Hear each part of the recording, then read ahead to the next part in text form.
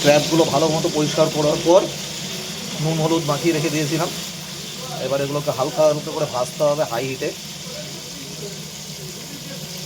Already কিছুটা ভাজা হয়ে গেছে, এরকম কালার চলে আসবে টেক্সচার। এখানে আমি 1.5টা পেঁয়াজ, 1টা টমেটো, 20-25 কোয়া রসুন আর 1 ইঞ্চির মতো আদা গ্রেট করে নিয়েছি, আর কাঁচা লঙ্কা, গোটা জিরা।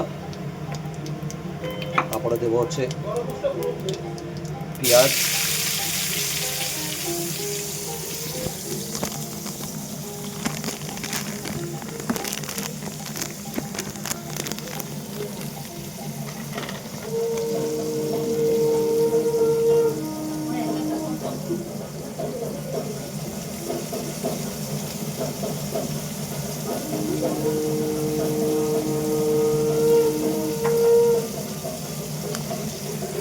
পেঁয়াজটা দিয়ে পেঁয়াজটা ভালো করে ভাজবো।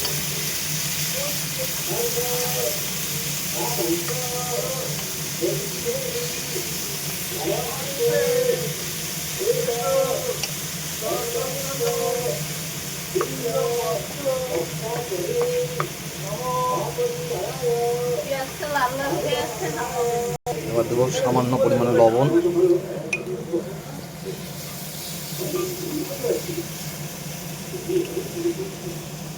ভালো করে ভাজতে হবে।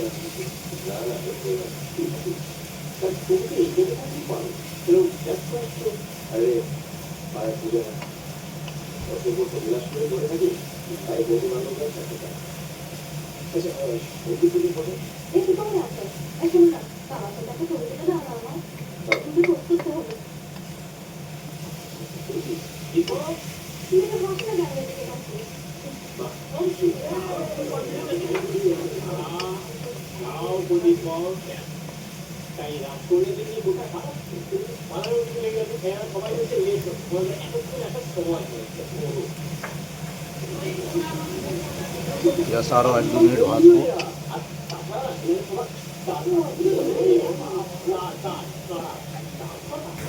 পেঁয়াজটা মোটামুটি ভাজা হয়ে গেছে, এখন এটার মধ্যে দিয়ে দেবো টমেটোগুলো।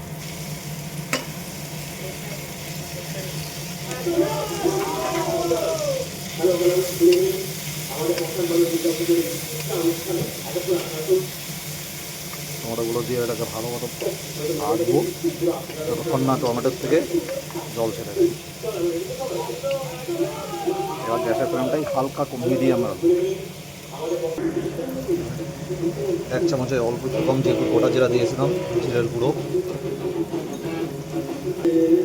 1.5 চামচের মতো ধনে গুঁড়ো, 2 চামচ কাশ্মীরি লঙ্কার গুঁড়ো,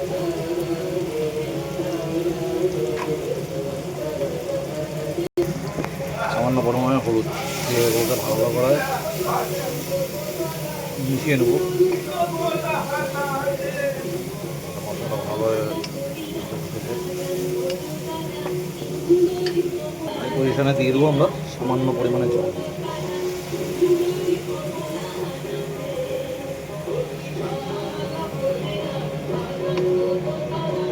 যতক্ষণ একদম স্লো আছে, যতক্ষণ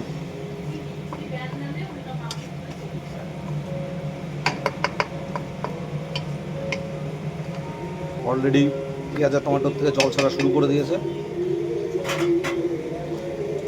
এই মুহূর্তে দিয়ে দেবো বাটা মশলাটা।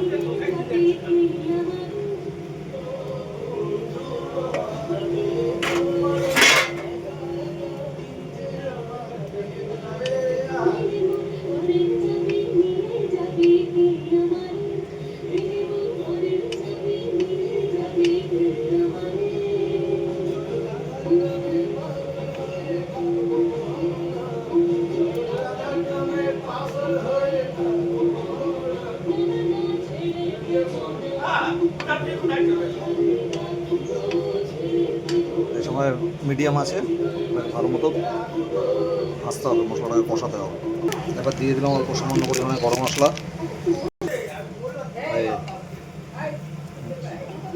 মশলা কষে এসে টমেটোগুলো সিদ্ধ হয়ে গেছে।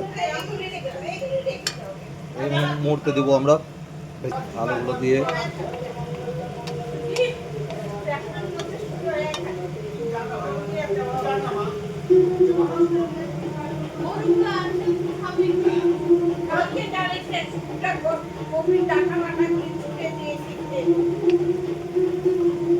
আলুর সাথে মশলাটা কষুক।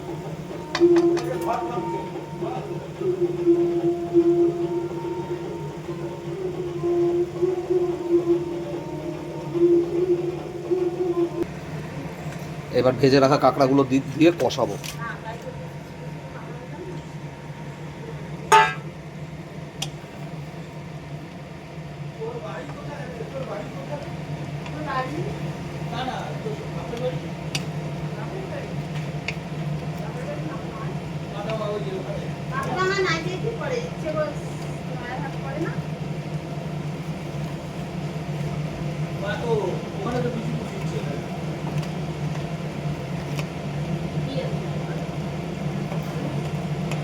দিয়ে এটাকে ভালো করে কষাবো আর নাড়া।